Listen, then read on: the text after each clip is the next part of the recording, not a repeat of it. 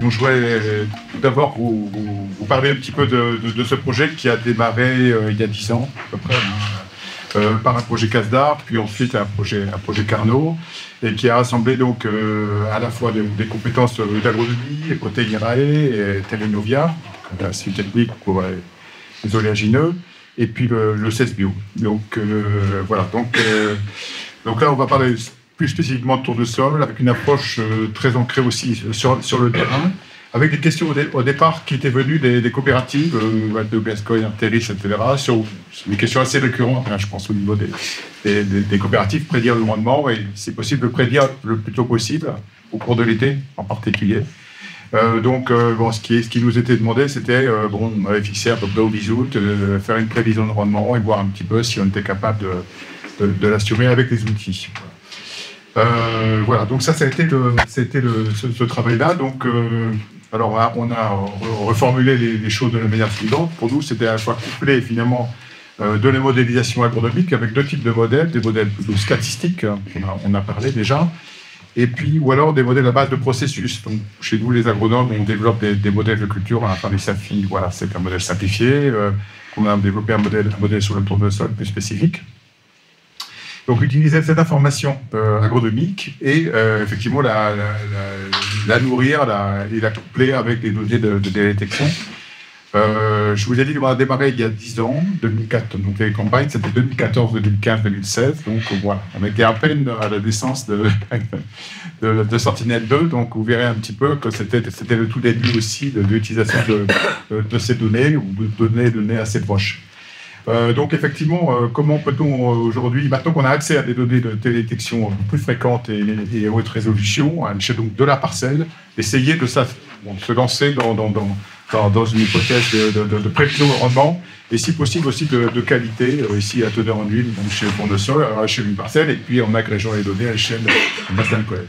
Et puis, en cours de projet, sont apparus d'autres intérêts, effectivement, à partir de l'imagerie, de la possibilité d'analyser des données à l'échelle intraparcellaire. Et on s'est dit, effectivement, est-ce qu'il y a des possibilités d'utiliser cette information pour préciser, mieux repérer les facteurs limitants à l'échelle de parcelle, en faire un diagnostic, et avec tous les intérêts que ça peut représenter, d'avoir un diagnostic régionalisé en termes de quantification, etc. Bon, c'était pas l'objectif initial. Hein.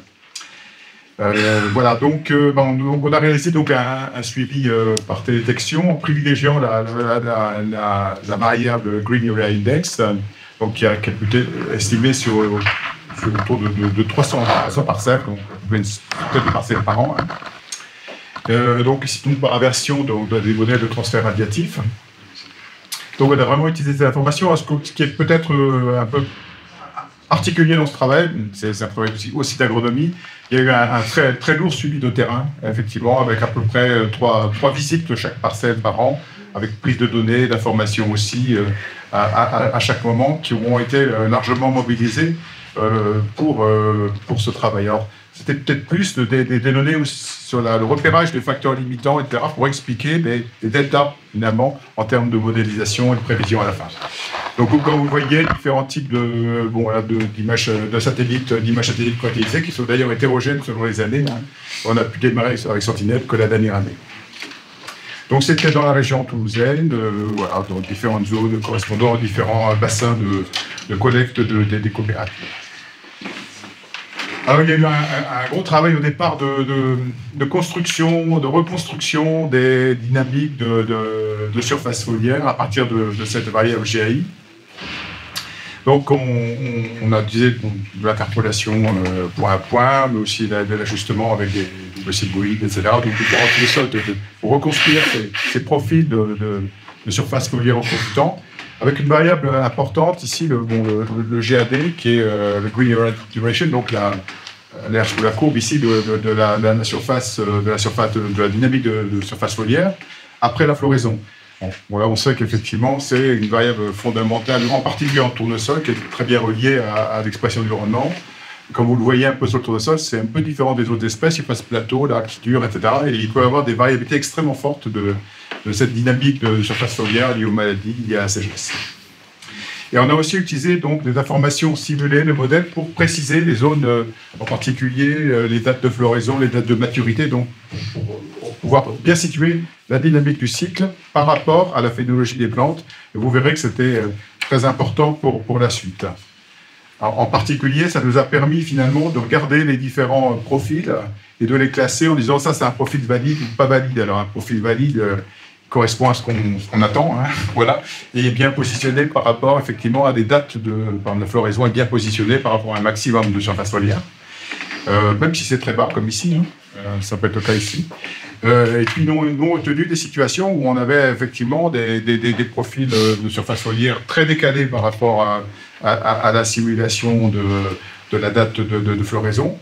On connaissait bien les dates de celui-là, qui nous ont permis effectivement de bien caler les cycles. Et puis, ou alors des situations où on avait effectivement des très grosses distorsions entre les différentes formes d'interpolation. Donc on n'a pas retenu un certain nombre de profils qui correspondent à toute une série de causes possibles, hein, les ressemis de cultures dont on n'avait pas connaissance, un salissement très important par les adventices, qui est très difficile à séparer, je dirais, du LAI du gros sol, et puis un positionnement des images qui était insuffisant pour faire un travail suffisamment propre de reconstruction de ce LAI. Alors ensuite, donc, comme je vous disais, deux types de modèles. Des modèles stats. Alors on travaille avec des modèles assez simples. Hein, finalement, on avait assez peu de variables. On est parti directement des variables agronomiques. On savait qu'elles avaient un poids important. La surface foliaire maximale et le GAD. Donc, toutes deux informations extraites, bien sûr, de la dynamique de GAD. Et puis utiliser un modèle de culture avec donc assimilation des données satellites dans ce modèle. Voilà. Et puis ensuite des prédictions anticipées ou des prédictions à la récolte, etc. Un exemple un peu de type de résultats ici sur la prévision, ces données de prévision, là, c'est pas des données d'apprentissage. On a fait de l'apprentissage effectivement sur 2 années. On testait sur une 3e année. Donc vous voyez, on n'a pas beaucoup de points, mais bon, les résultats sont autour de 3-4 quintaux d'erreur de RMSE, en sachant qu'un tournesol, c'est autour de 25-30 quintaux. Donc, vous voyez, bon, c'est un peu moins bien que 10%. Voilà. Avec l'IFI, c'était un modèle de régression polynomiale. On a testé plusieurs méthodes, effectivement, possibles avec ces données. Et puis aussi, donc, on a travaillé par assimilation donc, des données GAI dans le modèle de culture, donc comme histoire du filtre de Kalman d'ensemble. Évidemment, ici, on voit qu'on améliore, alors vous voyez pas très bien, là, c'est 9,88, 7,49, donc on améliore un peu, évidemment, avec l'assimilation, les données de prévision. C'est encore pas très, très, très bon hein, par rapport au modèle statistique dont on parle. Mais effectivement, à partir du moment où on a un peu sélectionné les différentes parcelles en fonction des facteurs limitants que l'on avait observés. Les facteurs limitants, ça peut être un salissement, des adventices, des maladies foliaires, des irrégularités du couvert, etc. En ne choisissant que les parcelles où on n'avait pas ces facteurs limitants, qui ne sont pas bien représentés par les modèles de culture, bien sûr, on a amélioré, bien sûr, effectivement, et on arrivait à autour de 5,8 quintaux, qui n'est pas encore suffisant pour une prévision tout à fait opérationnelle. Voilà, alors, quand on intègre tout ça à l'échelle d'un mini bassin de collecte, hein, sur l'ensemble des parcelles qu'on a pu étudier, on a testé différentes. On avait des rendements moyens ici autour de 22 quintaux, 21,7. Vous voyez les différentes tentatives que l'on a réalisées avec les modèles de culture. Bon, on arrivait à approcher un peu autour de 24 quintaux la prévision avec le modèle de culture par les différentes méthodes. Les modèles statistiques donnaient des approches plus intéressantes. Alors, par contre, si on regarde un peu la teneur en huile, on a eu de meilleures possibilités avec le modèle de culture de prédire les teneurs en huile et en particulier l'utilisation des données aussi d'assimilation permet de se rapprocher davantage aussi des teneurs en huile réalisées. Donc là, il y a des choses intéressantes. Mais pour ça, effectivement, il faut connaître un minimum d'informations. Il faut connaître en particulier la variété. Si vous ne connaissez pas la variété, vous avez du mal à avoir une prévision de la teneur en huile satisfaisante, ce qui est moins vrai pour le rendement. Alors voilà, ensuite, pour terminer un peu quelques illustrations de... Ça, c'est des choses qu'on a un peu, je dirais, un peu travaillé sur la fin du projet. s'était beaucoup intéressé quand même aux dynamiques de surface foliaire, qui sont des très bons indicateurs, des bons signes bien finalement de ce qui s'est passé sur une parcelle, en particulier pour le tournesol. Et effectivement, on a mis en relation un peu, on a essayé de faire de la classification là, à l'échelle d'une parcelle de cette dynamique de LAI. Alors je ne sais plus trop si c'est une date donnée. Je ne sais plus très bien. Bon, non, je ne suis pas sûr c'est le nom de la parcelle. Je crois pas que c'est la date. Je ne me souviens plus de quelle date exactement.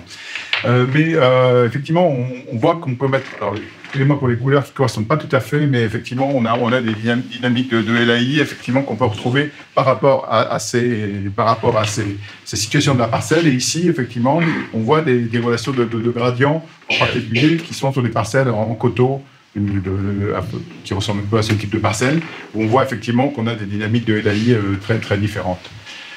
Donc, je pense que l'utilisation un petit peu à la fois de cette image couplée avec ces dynamiques et ces classifications de LAI permettrait d'aller vers plus de diagnostic agronomique. Une autre illustration ici était sur les fortes infestations adventices dont j'avais parlé. Vous voyez qu'il y a un gros décalage entre le pic de surface foliaire et la date de floraison. Donc, ce n'est pas du tout cohérent par rapport à ce qu'on peut attendre. Et donc, effectivement, voilà, une situation où on pouvait détecter, et l'observation du terrain a montré des forts salissements par les adventices qui décalent un petit peu ces pics. De la même manière, sur des maladies comme le verticillium, qui se développent pas mal dans les situations où on a un très fort développement de surface foliaire. On voit ici, par exemple, dans les situations où on a les plus forts LAI, on a des chutes très rapides, effectivement, de cette surface foliaire. Vous pouvez mettre en relation sur la parcelle. On n'est pas allé très très loin dans les cartographies intraparcellaires, c'est pour ça que je ne dirais pas beaucoup plus loin. Mais ça donne des pistes, effectivement, pour essayer d'aller plus loin sur cette interprétation conjointe à la fois des profils de surface foliaire et de la dynamique d'hétérogénéité parcellaire qui pourrait s'exercer et pourrait être observée et donc mieux interprétée. Et puis, dernière observation ici sur le mildiou, on voit des parcelles très faibles de l'indice foliaire. Le mildiou, c'est une maladie qui va attaquer le tournesol et qui va se traduire par un anisme, et donc vous voyez tout de suite la conséquence en termes de surface foliaire pour la culture. Voilà.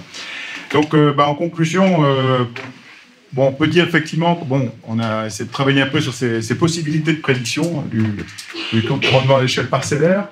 On conclut un peu quand même 4-5 images satellites bien positionnées entre préfloraison et maturité permettent d'arriver à une certaine prévision du rendement, que ce soit par assimilation, c'est encore mieux là avec des modèles statistiques. Mais effectivement, les modèles statistiques nécessitent une base d'apprentissage importante. Les modèles à base de processus nécessitent de connaître un peu mieux ce qui se passe sur la parcelle. Donc chacun a ses intérêts et ses limites. Je pense qu'on peut certainement travailler un peu plus sur la correction des facteurs limitants par une meilleure analyse des données de télédétection. Au niveau de la teneur en huile, comme je le disais, les modèles à base de processus sont avérés finalement plus performants. Donc la suite de ce travail, pour l'instant on est un peu en stand-by, effectivement, mais je pense que deux pistes, c'est la piste diagnostic agronomique dont je viens de vous parler, finalement, où on pourrait mieux couper cette variabilité, sa dynamique, les profils de GAI, et puis peut-être la connaissance aussi des cartes pédologiques, etc., pour interpréter les gradients à l'échelle des parcelles. Et puis, des possibilités peut-être pour utiliser cette information pour donner de la décision en termes sur tournesol, même s'il y a assez peu de décisions par rapport à d'autres cultures qui sont prises au niveau de la conduite. Voilà, donc je vous remercie tous les collègues qui ont participé à ce travail et qui ont été financés par les projets CASDA avec Promise. Et puis ce que je veux dire aussi, c'est que tout ça s'est fait aussi dans un consortium particulier qui s'appelait l'UMT, l'Unité Mixte Technologie Tournesol, qui a permis de rassembler tous ces acteurs-là dans le cadre effectivement d'une recherche finalisée autour de ces questions. Voilà. Merci.